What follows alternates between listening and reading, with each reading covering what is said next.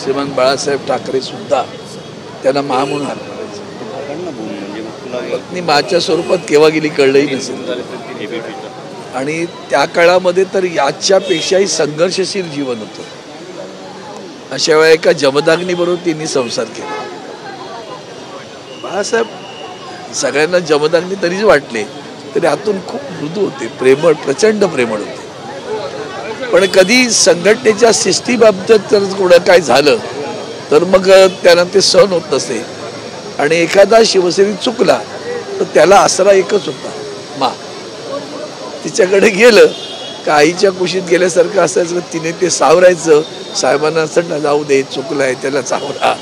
म्हणून ती कधी नकळत फक्त आदरणीय उद्धवजी आणि त्यांचे बंधू आणि त्यांची आई राहिली नाही, ती उभ्या महाराष्ट्राच्या शिवसैनिकांची मा झाली.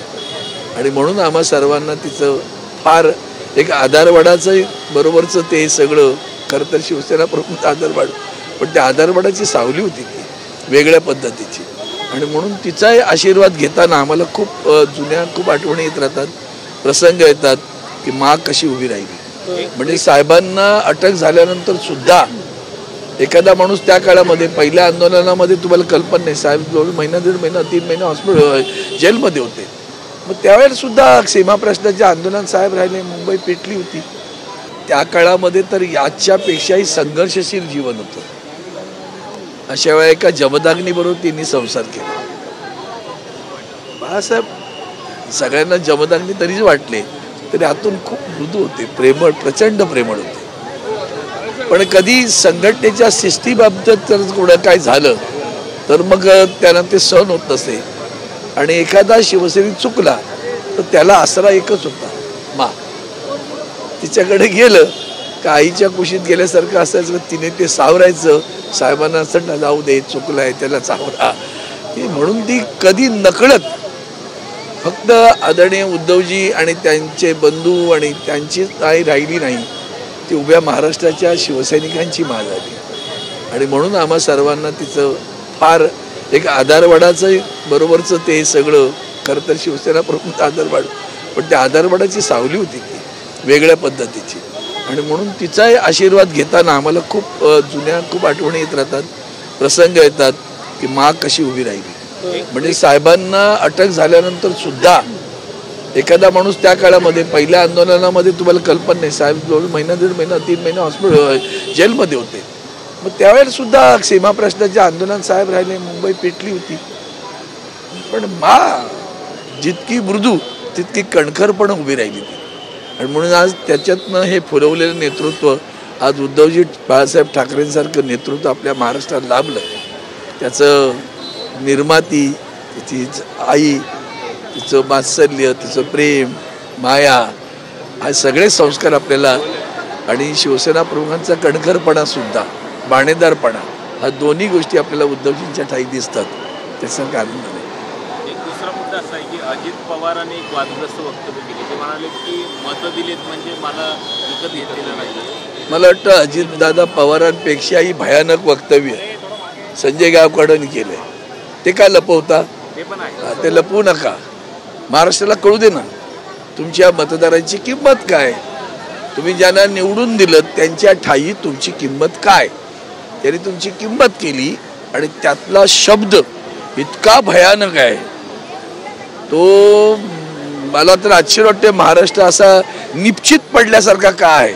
इतकं घाणेरडं बोलल्यानंतर सुद्धा महाराष्ट्रातल्या त्यांच्यातल्या ज्या खास महिला आहेत भाजपच्या, ज्या उचंबळून येतात त्यांना, जरा त्यांची तोंड अशी वेळ का शिवली जातात ती मला कळत नाही अजिबात. का कदाचित नंतर तुम्ही दाखवायचं पण बंद केलं. ते काय तुमचा मीडिया लोकशाही जनतंत्र मानतो हा, एका मिनिटात बांध. संजय गायकवाडांचं वक्तव्य शब्द नाही सांगत, शब्द पण कळू द्या लोकांना काय बोलले ते कळू दे ना. मग अशा लोकांना आपण निवडून दिले याची सुद्धा जनतेने आता अंतर्मुखून विचार केला पाहिजे. मग दादा काय बोलले असतील, आणखी ते काय बोलले असतील, हे सगळे एका माळेचे मणी आहेत, एवढं लक्षात ठेवा. याचा अर्थ विधानसभा निवडणुकीमध्ये भरपूर पैसा वाटप झाला असं होत नाही का? 100%. कशाला विचारता तुम्ही? तुमच्यात हिंमत असेल तर स्टिंग ऑपरेशन्स करा. मग कळेल ना लाडली बहीण म्हणजे सुद्धा काय आहे. आज ज्या लाडली बहीण बद्दल जे काही उपाय केले जात आहेत आता ते अर्थ काय आहे. मतदानापुरतं सगळं माहिती होतं, गडबड आहे, मतं मिळवायची द्या, नंतर बघू काय करायचं ते, नंतर बघू सुरू झालं. आता कळेल त्या बहिणींना सुद्धा खरा भाऊ कोण.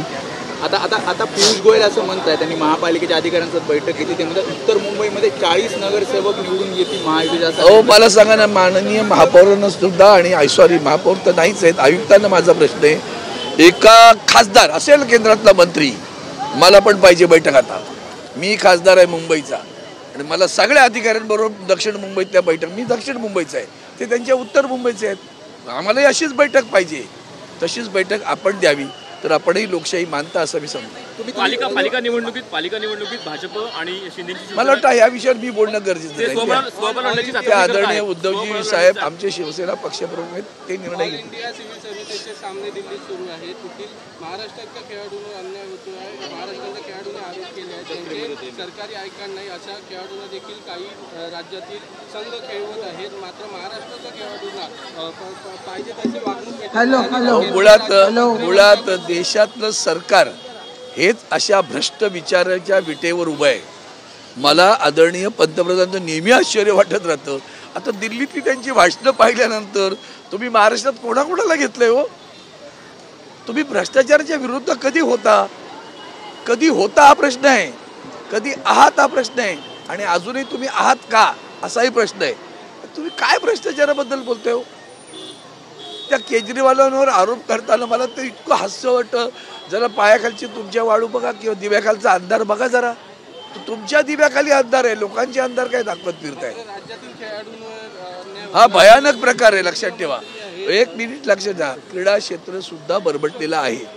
तुम्ही त्या मल्ल आपल्या महिला ज्या ऑलिम्पिकमध्ये ज्यांनी सुवर्णपदक मिळवलं होतं त्यांना तिथे रस्त्यावर बसायला लावणारं हे सरकार आहे. त्या सरकारकडनं काय तुम्ही न्यायाची अपेक्षा करता. मला तर युपीएससी बद्दल पण डाऊट येतो.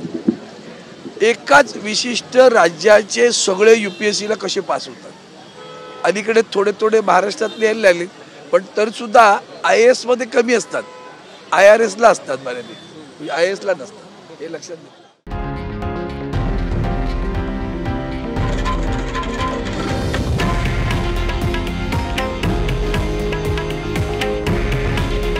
हे आहे देशातील नंबर 1 न्यूज नेटवर्क आणि आपण पाहत आहात TV9 मराठी.